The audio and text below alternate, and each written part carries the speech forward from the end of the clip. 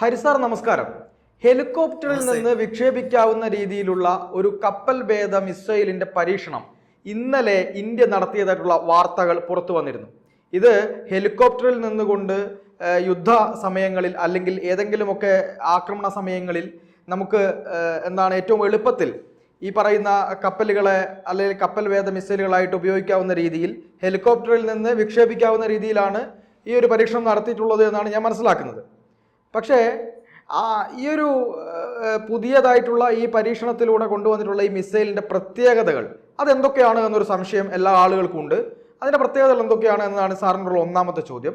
അതിനോടൊപ്പം തന്നെ രണ്ടാമത്തെ ഒരു സംശയം, ഈ ബ്രഹ്മോസ് പോലുള്ള വലിയ കപ്പൽ വേദ മിസൈലുകൾ ഇന്ത്യക്ക് ഓൾറെഡി തന്നെ ഉണ്ട്.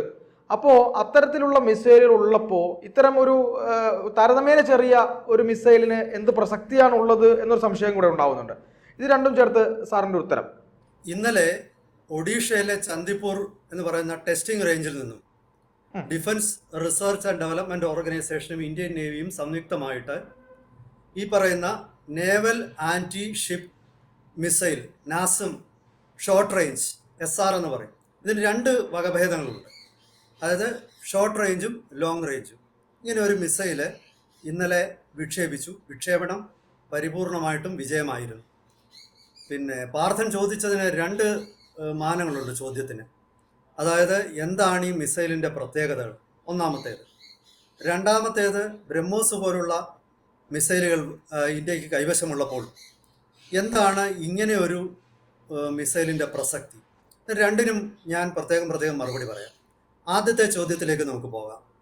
നാസം മിസൈൽ എന്ന് പറയുന്നത് ഹെലികോപ്റ്ററിൽ നിന്നും കപ്പലുകളെയോ അല്ലെങ്കിൽ അന്തർവാഹിനികളെയോ ലക്ഷ്യമാക്കി വിക്ഷേപിക്കുന്ന മിസൈലാണ്. ഇതിൻ്റെ റേഞ്ച് എന്ന് പറയുന്നത് ഏതാണ്ട് 50-55 കിലോമീറ്ററാണ് ഇതിൻ്റെ റേഞ്ച്. ഇത് പിന്നെ ഇന്ത്യയുടെ കൈവശമുള്ള MH-60 എന്ന് പറയുന്ന അമേരിക്കൻ ഹെലികോപ്റ്റർ ഈ കഴിഞ്ഞ വർഷം 2024 ഇന്ത്യയുടെ MH-60 ഫസ്റ്റ് സ്ക്വാഡ്രൺ പ്രവർത്തനക്ഷമമായത്. ഇതിലെ ഒരു വളരെ രസകരമായ വസ്തുത എന്ന് പറയുന്നത് കൊച്ചി ബേസ് ചെയ്താണ് ഈ MH-60 സ്ക്വാഡ്രൺ ആദ്യത്തെ സ്ക്വാഡ്രൺ ഓപ്പറേഷനിലായിരിക്കുന്നത്. അപ്പോൾ ഈ MH-60-ലേക്കായിരിക്കും ഈ നാസം മിസൈൽ ഘടിപ്പിക്കാൻ പോകുന്നത്. ഇത് ഖര ഇന്ധനം ഉപയോഗിച്ച്, സോളിഡ് ഫ്യൂവൽ ഉപയോഗിച്ച് പ്രവർത്തിക്കുന്ന ഒരു മിസൈലാണ്. അതിൻ്റെ ഒരു ഗുണമെന്ന് പറയുന്നത് എപ്പോൾ വേണമെങ്കിലും വളരെ വേഗത്തിൽ തന്നെ ഈ മിസൈല് നമുക്ക് ഇന്ധനം നിറച്ച് അത് ഉപയോഗിക്കാൻ പറ്റും. വളരെ വേഗത്തിൽ തന്നെ പ്രവർത്തനക്ഷമമായിട്ടുള്ള ഒരു മിസൈലാണ്. ലിക്വിഡ് ഫ്യൂവൽ മിസൈലുകൾ അങ്ങനെ അല്ല, അതിനൊരുപാട് ബുദ്ധിമുട്ടുകളുണ്ട്. അതാണ് ഒന്നാമത്തെ ഒരു സവിശേഷത. പിന്നെ രണ്ടാമത്തെ സവിശേഷത എന്ന് പറയുന്നത് ഇതിന് പല മോഡുകളിൽ പ്രവർത്തിക്കാൻ പറ്റും. അതായത് മിസൈൽ വിക്ഷേപിച്ചിട്ട് ഒരു ടാർഗറ്റിലേക്ക് ലോക്ക് ഓൺ ചെയ്യുക എന്ന് പറഞ്ഞാൽ അതിലേക്ക് ഫിക്സ് ചെയ്യുക. അപ്പോൾ പിന്നീട് നമുക്ക് ഫയർ ആൻഡ് ഫോർഗറ്റ് എന്നാണ് അതിന് പറയുന്നത്. അതായത് നിങ്ങൾ വിക്ഷേപിച്ച് കഴിഞ്ഞാൽ പിന്നെ നിങ്ങൾ ഇതിനെക്കുറിച്ചൊന്നും ആലോചിക്കണ്ട. ആ ടാർഗറ്റ് മൂവ് ചെയ്യുകയാണെങ്കിൽ അതിനൊപ്പം തന്നെ ഈ മിസൈലും മാറും. അതിൻ്റെ ഗതി മാറിയാൽ അവിടേക്ക് തന്നെ ഈ മിസൈൽ എത്തും. അപ്പോൾ ആ ഒരു തരത്തിലേക്കുള്ള ഒരു മിസൈലാണ് ഇത്. പക്ഷേ അതേസമയം ഇതിന് മറ്റു രീതികളിലും പ്രവർത്തിക്കുക. അതായത് നാസം മിസൈലിൻ്റെ ഒരു പ്രത്യേകത എന്ന് പറയുന്നത് ഇത് പുതിയൊരു ടാർഗറ്റിനടുത്തേക്ക് എത്തുമ്പോൾ അതല്ല വേറൊരു ടാർഗറ്റിലേക്ക് ഇത് മാറ്റണം എന്ന് പൈലറ്റ് തീരുമാനിക്കുകയാണെങ്കിൽ അയാൾക്കത് ചെയ്യാൻ പറ്റും. കാരണം ടാർഗറ്റിനടുത്തുള്ള മറ്റ് വസ്തുക്കളെയും കുറിച്ചുള്ള വീഡിയോ അല്ലെങ്കിൽ ഫോട്ടോയും ഇത് തിരികെ അയക്കും. അങ്ങനെ ഇതൊരു 2-വേ കമ്മ്യൂണിക്കേഷൻ ഇതിനകത്തിൽ നടക്കുന്നുണ്ട്. അങ്ങനെ ഒരു പ്രത്യേകതയാണ് ഈ മിസൈലിനുള്ളത്. അപ്പം നിരവധി സവിശേഷതകളുള്ള ഒരു മിസൈലാണിത്. ഇതിന് പൂർണ്ണമായിട്ടും ഇതിൻ്റെ സെൻസറുകൾ ഉൾപ്പെടെയുള്ളത് തദ്ദേശീയമായിട്ട് വികസിപ്പിച്ചെടുത്തതാണ്. ഇങ്ങനെയുള്ള ഒരു മിസൈൽ നമ്മുടെ കൈവശം നമ്മളിത് ഉപയോഗിക്കാൻ പോകുന്നത് ഇത് ചെറിയ കപ്പലുകൾ, അതുപോലെ തന്നെ നമ്മളുടെ വലിയ കപ്പലുകൾക്ക് നേരെ വരുന്ന സ്പീഡ് ബോട്ടുകൾ, ഇതിനെയൊക്കെ തകർക്കാൻ വേണ്ടിയിട്ടാണ്. അത് മാത്രമല്ല, അന്തർവാഹിനികൾക്കെതിരായിട്ടുള്ള യുദ്ധത്തിലും ഈ മിസൈലിന് വലിയ പ്രത്യേകതയുണ്ട്. കാരണം എന്ന് പറഞ്ഞാൽ സമുദ്ര ഉപരിതലത്തിലേക്ക് എത്തുന്ന അന്തർവാഹിനികളെ അപ്പോൾ തന്നെ ഈ ഹെലികോപ്റ്റർ ഉപയോഗിച്ച് തകർക്കാൻ പറ്റും. ഇന്ത്യയുടെ പല ഡിസ്ട്രോയറുകളിലും 2 ഹെലികോപ്റ്ററുകൾ ഉണ്ടാവും. അതായത് യുദ്ധക്കപ്പലുകൾ 3 തരത്തിലാണ്. ഒന്ന് കോർവെറ്റ്, ഏറ്റവും ചെറുത്, അതിന് മുകളിലുള്ളത് ഫ്രിഗേറ്റ്, അത് ഏറ്റവും വലിയ യുദ്ധക്കപ്പൽ സാധാരണ വിമാനവാഹിനിയുടെ തൊട്ടു താഴെയുള്ള യുദ്ധക്കപ്പൽ എന്ന് പറയുന്നത് ഡിസ്ട്രോയർ ആണ്. അപ്പം ഈ ഡിസ്ട്രോയറിൽ 2 ഹെലികോപ്റ്ററുകൾ, അറ്റാക്ക് ഹെലികോപ്റ്ററുകൾ കാണും. അപ്പൊ ഇവ ഉപയോഗിച്ച് നമുക്ക് നമ്മുടെ ഈ ഡിസ്ട്രോയറെ സംരക്ഷിക്കുക മാത്രമല്ല, മുൻപിൽ നിന്നും വരുന്ന എല്ലാ ആക്രമണ വാഹനങ്ങളെ, അതായത് യാനങ്ങളെ മുഴുവൻ തകർത്ത് കളയാൻ ഇതുകൊണ്ട് പറ്റും. ഹെലികോപ്റ്റർ യുദ്ധം എന്ന് പറയുന്ന ആധുനിക യുദ്ധത്തില് നാവിക യുദ്ധത്തിൽ ഒരു വളരെ പ്രധാനപ്പെട്ട റോളുണ്ട്. ജപ്പാൻ പോലുള്ള രാജ്യങ്ങൾക്ക് വിമാനവാഹിനി കപ്പലുകളില്ല, പകരം അവർക്കുള്ളത് ഹെലികോപ്റ്റർ കാരിയേഴ്സ് എന്ന് പറയും. ദക്ഷിണ കൊറിയയ്ക്കും അതുപോലെ തന്നെയാണ്. വിമാനവാഹിനി കപ്പലല്ല അവർ ആശ്രയിക്കുന്നത്, ഹെലികോപ്റ്റർ കാരിയേഴ്സിനാണ്. അപ്പം ഹെലികോപ്റ്ററുകൾക്ക് ഉള്ള പ്രത്യേകത, യുദ്ധതന്ത്രത്തിലുള്ള പ്രത്യേകത അതാണ്. അപ്പം മുമ്പ് ആദ്യം എന്നോടൊരു ചോദ്യം ചോദിച്ചു, അതായത് ബ്രഹ്മോസ് പോലെ വളരെ മാരക പ്രഹരശേഷിയുള്ള മിസൈലുകൾ, അത് ഏതാണ്ട് 600 കിലോമീറ്ററോളം ദൂരത്തിൽ പോയിട്ട് കപ്പലുകളെ തകർക്കാൻ പറ്റുന്ന സൂപ്പർസോണിക് മിസൈലാണ് ബ്രഹ്മോസ്.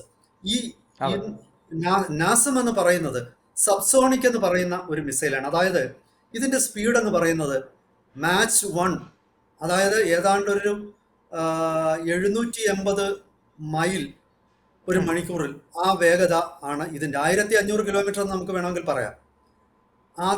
അതിനോട് അടുത്ത് നിൽക്കുന്ന ഒരു വേഗത മാത്രമാണ് ഇതിനുള്ളത്. അപ്പോൾ നമ്മുടെ കയ്യിൽ ബ്രഹ്മോസ് ഉള്ളപ്പോൾ എന്തിനാണ് ഈ ഒരു മിസൈൽ എന്നുള്ളൊരു ചോദ്യം വരാം. അതിന് കൃത്യമായ മറുപടിയുണ്ട്. ബ്രഹ്മോസ് എന്ന് പറയുന്ന മിസൈല് വളരെ ചെലവേറിയ ഒരു മിസൈലാണ്. ഒരു ബ്രഹ്മോസ് മിസൈൽ നിർമ്മിക്കുന്നിടത്ത് ഇത്തരം 20 മിസൈൽ നിർമ്മിക്കാൻ പറ്റും. അതൊന്നാമത്തെ വിഷയം, ചെലവ് വളരെ കുറയും. രണ്ടാമത്തേതെന്ന് പറയുന്നത്, ഹെലികോപ്റ്ററിൽ ഫിക്സ് ചെയ്തിട്ട് ഹെലികോപ്റ്റർ ഒരു ഡിസ്ട്രോയറിൽ നിന്നും ഒരു ഹെലികോപ്റ്റർ മുന്നോട്ട് പറക്കുകയാണ്. അത് ചിലപ്പോൾ 200-250 കിലോമീറ്റർ മുന്നോട്ട് പോയിട്ട് അവിടെ വെച്ചായിരിക്കും ഒരു ശത്രുവിന്റെ കപ്പലിനെ കാണുന്നത്. അപ്പോൾ അവിടെ വെച്ച് തന്നെ ഇത് വിക്ഷേപിക്കും.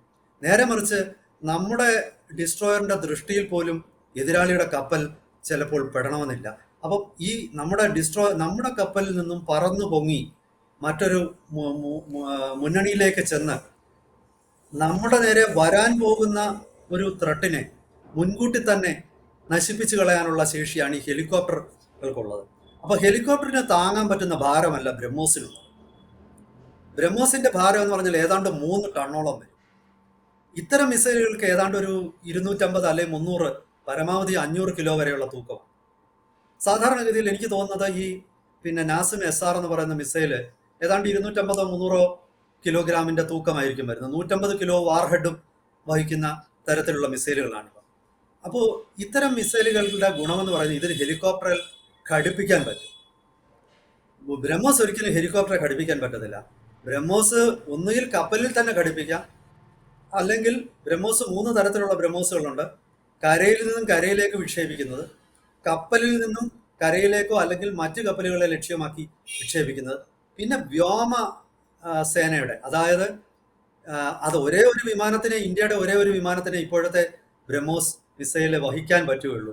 അത് Su-30 MKI എന്ന് പറയുന്ന ഭീമാകാരമായ 2 എഞ്ചിനുള്ള ഇന്ത്യയുടെ ഏറ്റവും പ്രധാനപ്പെട്ട യുദ്ധവിമാനത്തിന് അതെല്ലാത്തിനും പറ്റില്ല. അതിൽ ചില യുദ്ധവിമാനങ്ങൾ ഈ ബ്രഹ്മോസ് വഹിക്കാനുള്ള രീതിയിലേക്ക് അത് റീകൺസ്ട്രക്ട് ചെയ്തിട്ടാണ് ബ്രഹ്മോസ് അത് ക്യാരി ചെയ്യുന്നത്. ഇനി വരാൻ പോകുന്ന ഒരു ബ്രഹ്മോസ് ഉണ്ട്, ബ്രഹ്മോസ് NG എന്ന് പറയും, ന്യൂ ജനറേഷൻ. അതിന്റെ ഭാരം ഇപ്പോഴത്തെ ഈ 3 ടണ്ണിൽ നിന്നും 1.5 ടണ്ണായിട്ട് കുറയ്ക്കുന്നുണ്ട്. അപ്പോൾ ആ ബ്രഹ്മോസ് NG ആണ് തേജസ് പോലുള്ള വിമാനങ്ങൾ വഹിക്കാൻ പോകുന്നത്. പക്ഷെ ബ്രഹ്മോസ് NG പോലും ഒരു ഹെലികോപ്റ്ററിന് വഹിക്കാൻ പറ്റില്ല. അങ്ങനെ ബ്രഹ്മോസ് NG വഹിച്ചോട്ട് ഹെലികോപ്റ്റർ പോയാൽ പണ്ട് ജയൻ ഹെലികോപ്റ്ററെ തൂങ്ങിയത് പോലെ ആയിരിക്കും. ആ ഹെലികോപ്റ്റർ അതോടുകൂടി താഴെ വീഴും. അപ്പം ഭാരമേറിയ മിസൈലുകൾ നമുക്ക് ഉപയോഗിക്കാൻ പറ്റത്തില്ല. അപ്പോൾ ഇതാണ് ഈ പറയുന്ന ഹെലികോപ്റ്റർ യുദ്ധം. ശരിക്കും പറഞ്ഞാൽ ഇന്ത്യ വേണ്ട രീതിയിൽ ഇത്ര കാലമായിട്ടും ഹെലികോപ്റ്റർ യുദ്ധം അതായത് അറ്റാക്ക് ഹെലികോപ്റ്ററുകൾ നമുക്ക് കുറവായിരുന്നു.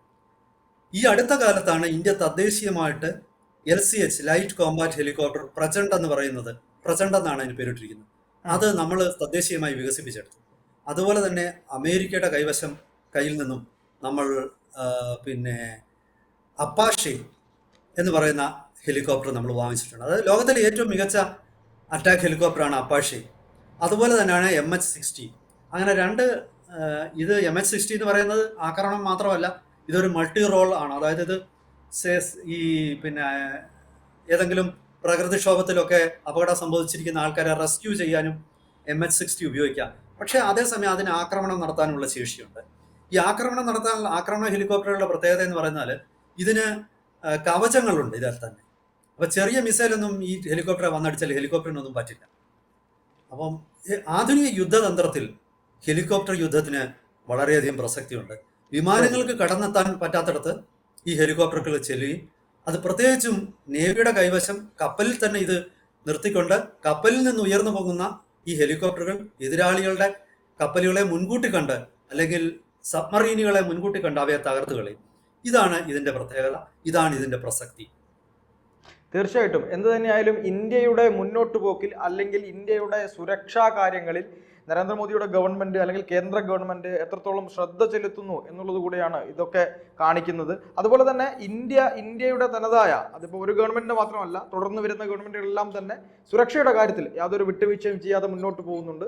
എന്തായാലും ഇന്ത്യ ഒരു സ്വയം പര്യാപ്തതയിലേക്ക് നമ്മുടെ സുരക്ഷാ കാര്യങ്ങളിൽ നീങ്ങുന്നു എന്ന തെളിവ് തന്നെയാണ് ഇതിലൂടെയൊക്കെ നമുക്ക് കിട്ടുന്നത്. എന്തായാലും ഈ വാല്യുബിളായ ഇൻഫർമേഷൻ നമ്മുടെ പ്രേക്ഷകർക്ക് പറഞ്ഞു നൽകിയതിന്, അതുപോലെ തന്നെ നമ്മുടെ ഈ ചർച്ചയിൽ സഹകരിച്ചതിന് സാറിന് നന്ദി. കൂടുതൽ വാർത്തകളും വിശേഷങ്ങളും നിങ്ങളിലേക്ക് എത്താൻ ABC മലയാളം സബ്സ്ക്രൈബ് ചെയ്യുക, ബെൽ ബട്ടണും അമർത്തുക.